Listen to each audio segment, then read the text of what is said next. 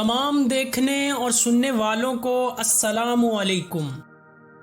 میں ہوں محمد آصف اور آپ دیکھ رہے ہیں گریٹ مسٹری۔ قابل احترام دوستو، تاریخ میں بہت کم شخصیات ایسی ملتی ہیں جو صدیوں لوگوں کی زندگیوں پر اثر انداز رہتی ہیں۔ اپنے لوگوں کو وہ شان اور عزت بخشتی ہیں جن کو وقت کا تیز دھارا بھی اپنی لپیٹ میں نہیں لے پاتا۔ یہی وجہ ہے کہ ایسے نادر لوگ تاریخ کے اوراق کی شان بن کر جیتے ہیں اور ہزاروں سالوں لمبی حیات جاویداں کے آغوش میں سوتے ہیں۔ آج کا ہمارا موضوع تفس ایک ایسی ہی لازوال شخصیت ہے جو صدیاں گزر جانے کے بعد آج بھی اپنی بہادری اور قربانی کے سبب لوگوں کے دلوں میں زندہ ہے۔ اس سے پہلے کہ اس عظیم شخصیت کو بیان کرنے کے لیے تاریخ کے اوراق کنگالیں، آپ سب دوستوں سے گزارش ہے کہ میرے یوٹیوب چینل کو سبسکرائب کرتے ہوئے بیل آئیکن کو دبا دیں۔ پیارے دوستو، سن 1301 عیسوی میں بازنطینی فوج کا سامنا عثمان نامی ایک شخص کی فوج سے ہوا۔ جنگ بافیوس کہلانے والی یہ لڑائی قسطنطنیہ کے قریب لڑی گئی۔ اس میں بازنطینی فوج کو بری طرح شکست ہوئی تو اس کے ساتھ ہی ایک خاندان کا اچانک گمنامی سے نکل کر اتنا آگے آنے کے بارے میں کئی کہانیوں نے جنم لیا۔ یہی وجہ ہے کہ گمنامی میں جینے والے عثمانیوں کے قبیلے کی ابتدائی معلومات نہ ہونے کے برابر ہیں۔ ہم تک پہنچنے والی اکثر معلومات لوک کہانیوں سے ماخذ ہیں۔ معزز دوستو، عثمانیہ خاندان کا تعلق اوغوز کے 22 قبائل میں سے ایک کائی قبیلے سے ہے۔ کائی ترکی زبان کا لفظ ہے جس کے معنی ہے وہ شخص جس کے پاس قوت و اقتدار ہو۔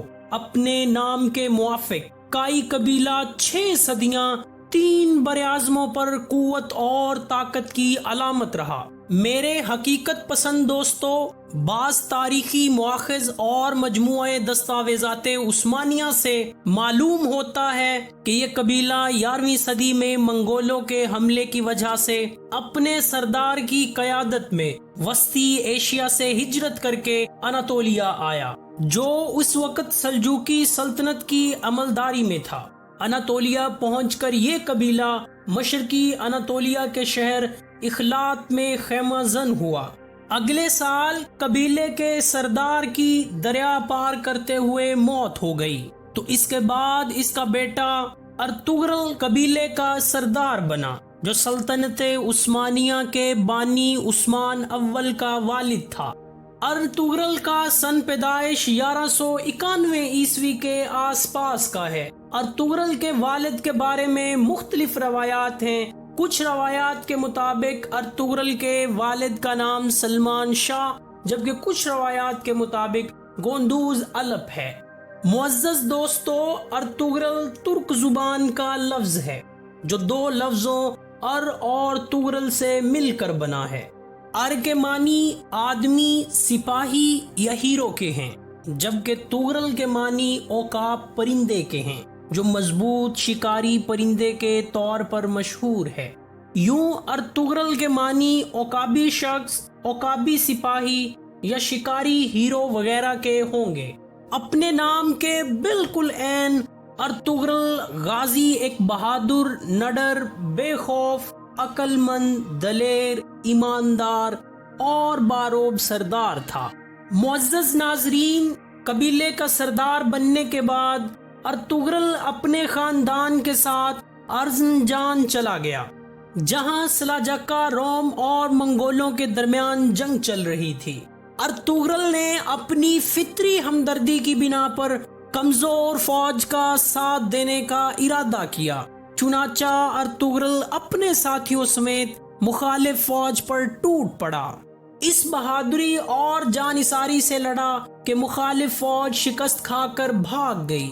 وہ کمزور فوج جس کا ارطغرل نے ساتھ دیا تھا وہ سلجوقی سلطان علاء الدین کی تھی، جو کچھ لمحے پہلے تک منگولوں کے ہاتھوں اپنی شکست اور ہلاکت کو یقینی سمجھ رہا تھا۔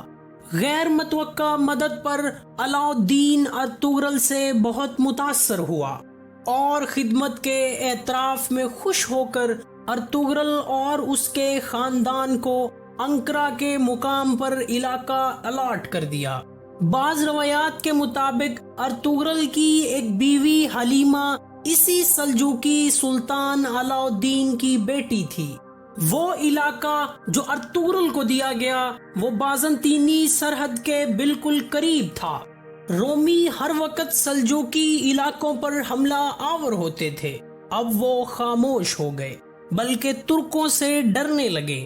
چنانچہ ارطغرل نے رومیوں پر حملہ آور ہو کے ان کو دور بھاگنے پر مجبور کر دیا۔ یوں ترکوں کی فتوحات کا سلسلہ چل نکلا۔ یوں ترکوں کو مستقل ایک جگہ مل گئی جو سلاجقہ روم کے زوال کے بعد ایک مضبوط سلطنت بنی۔ تاریخ کی کتابوں میں ارطغرل کی زندگی کے احوال اور ان کی سرگرمیوں کے متعلق کوئی خاص معلومات نہیں ملتی، البتہ ان کے بیٹے عثمان اول کے ڈھالے ہوئے سکوں سے تاریخی طور پر ان کے وجود کی تصدیق ہوتی ہے۔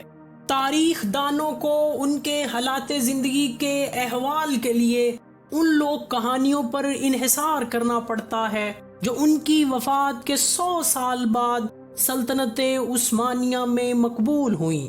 ان لوک داستانوں کی درستی پر کئی طرح کے شبہات ظاہر کیے جاتے ہیں۔ اسلام کی سربلندی کی خاطر ارطغرل اور دیگر عثمانی سلاطین کی مجاہدانہ سرگرمیوں کی بنا پر عموماً ان کے ناموں کے ساتھ غازی کا لقب لگایا جاتا ہے۔ ارطغرل غازی عمر بھر سلجوقی سلطنت کے وفادار رہے، لیکن ان کی زندگی کے آخری ایام میں سلجوقی سلطنت اپنی آخری سانسیں لے رہی تھی۔ منگول سلطنت نے پورے اناطولیہ پر قبضہ کر لیا، جو ارطغرل کے لیے سخت تشویش کا باعث تھا۔ ارطغرل کی آرزو تھی کہ ایک عظیم اسلامی سلطنت کا قیام عمل میں آئے۔ یوں سوغوت ترکی کی سرزمین پر کچھ ایسے واقعات پیش آئے جو آگے چل کر سلطنت عثمانیہ کی بنیاد کا سبب بنے۔ ارطغرل کے سب سے چھوٹے بیٹے عثمان غازی اول نے ان کا یہ خواب پورا کیا اور ایک عظیم الشان سلطنت عثمانیہ کی بنیاد رکھی۔ وفات کے وقت ارطغرل کی عمر 90 سال سے زیادہ تھی۔ وہ ترکی کے شہر سوغوت میں دفن ہیں۔ ان کی درست تاریخ وفات میں مورخین میں اختلاف ہے۔ ارطغرل غازی کی وفات کائی قبیلے کی سرداری اپنے بیٹے عثمان اول کے سپرد کرنے کے بعد سوغوت شہر میں 1281 یا 1282 میں ہوئی۔ تاریخی حقائق سے ایک بات تو واضح ہے، ارطغرل ایک ایسی جدوجہد کا نام تھا جس کا نتیجہ دنیا کی ایک عظیم الشان سلطنت کی صورت میں نکلا، جو 6 صدیوں اور 3 براعظموں پر محیط تھی، جس نے مسلم دنیا کو ایک نئی بلندی دی اور صدیوں یورپ کی عیسائی دنیا کے لیے خوف کی علامت بنی رہی، جس نے بازنطین کی طاقتور سلطنت کو وہ عبرتناک شکست دی جس کا زخم آج بھی یورپ میں تازہ ہے۔ ویڈیو پسند آئی ہو تو لائک اور شیئر کرنا مت بھولیے۔ میرا حوصلہ بڑھانے کے لیے اپنی قیمتی آراء کمنٹ باکس میں مجھ تک ضرور پہنچائیں۔